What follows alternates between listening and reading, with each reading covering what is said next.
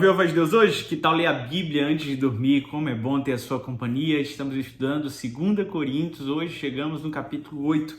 O apóstolo Paulo, tanto no capítulo 8 como no capítulo 9, vai nos falar sobre o incentivo à generosidade, à doação. E ele começa então o capítulo 8 destacando aquilo que outra igreja tinha feito como um exemplo. Ele fala dos irmãos da Macedônia. Estes irmãos, mesmo mediante a pobreza, decidiram participar ativamente do sustento daqueles irmãos que careciam. Eu quero te convidar a ler comigo para que a gente entenda qual é esse enredo e o que é que Deus quer nos ensinar a respeito da generosidade.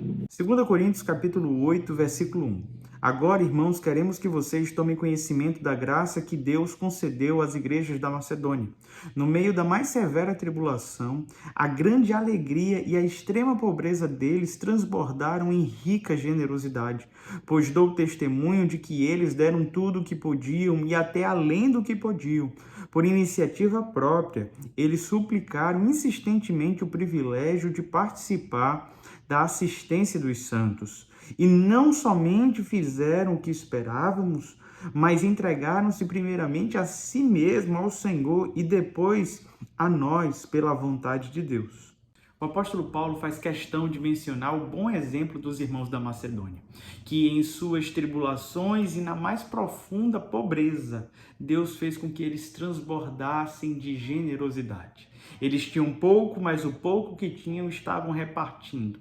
E para que os irmãos possam entender a importância desta doação, a igreja de Jerusalém foi conhecida como uma igreja extremamente pobre. Se formou uma grande comunidade em Jerusalém no dia de Pentecostes, onde pessoas vieram de tantos lugares, e quando chegaram em Jerusalém e se converteram, muitos ficaram por ali, abandonando famílias, abandonando os seus bens, abandonando o emprego. Então aquela comunidade começou a repartir o que tinha para o sustento de todos. Cada um vendia suas propriedades, colocavam aos pés dos apóstolos, e isso era repartido entre eles.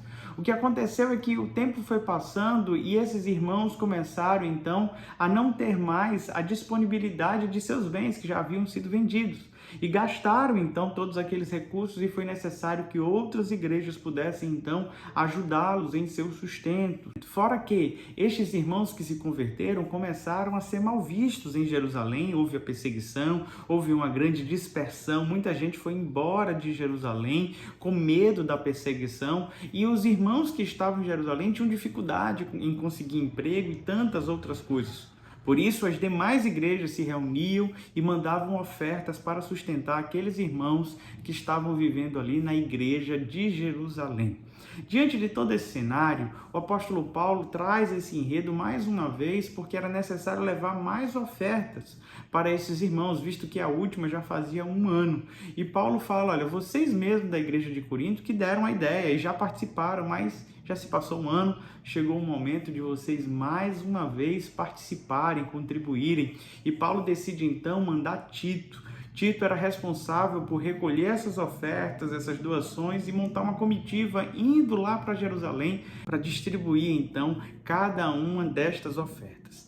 Esta igreja estava neste primeiro momento relutando em participar e talvez seja por isso que o apóstolo Paulo escreve 2 capítulos falando sobre a importância da generosidade. Nesse primeiro bloco, o que é que eu acho interessante?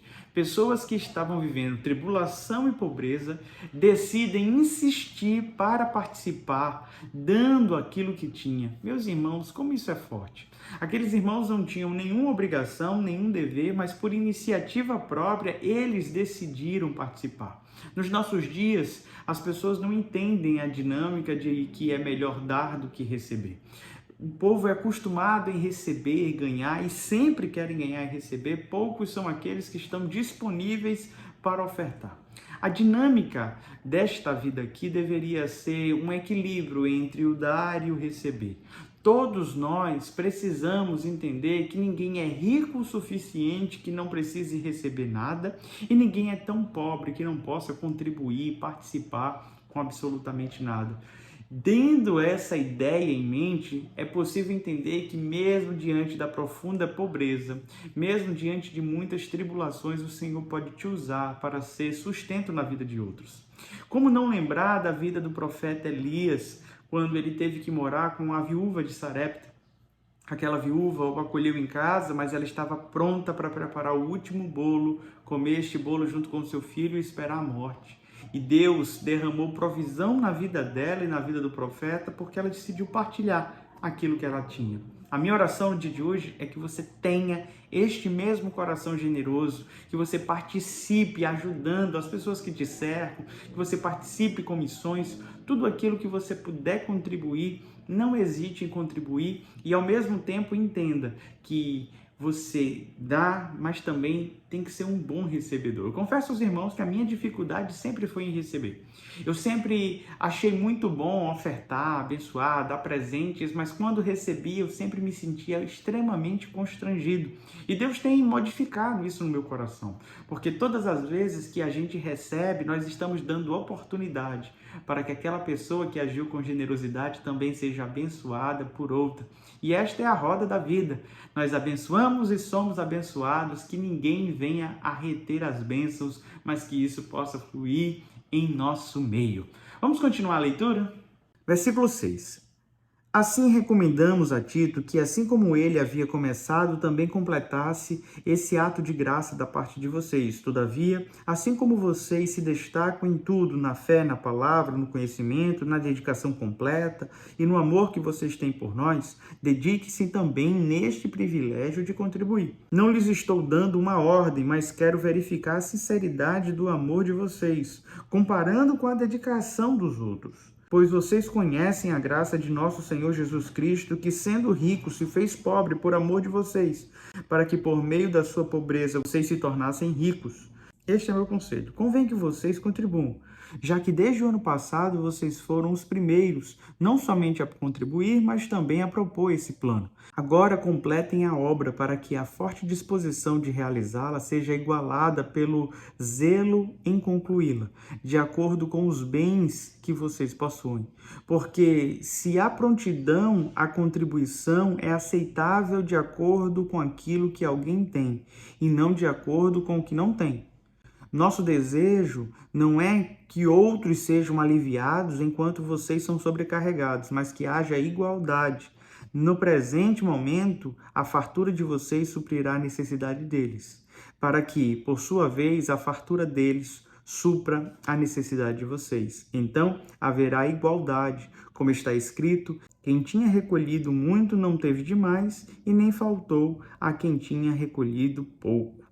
O apóstolo Paulo destaca aqui como esses irmãos eram dedicados e como surgiu no coração deles o desejo de contribuir, que já tinham feito isso uma vez. Mas o apelo do apóstolo Paulo aqui é que esses irmãos pudessem entender que este movimento que se iniciou no coração deles não deveria ser simplesmente passado para os outros sem que eles mesmos contribuíssem. Sabe aquelas pessoas que sempre dão boas ideias, mas que nunca estão prontas para realizar? Aquelas pessoas que querem fazer boas ações com o dinheiro dos outros? Paulo estava tentando evitar isso.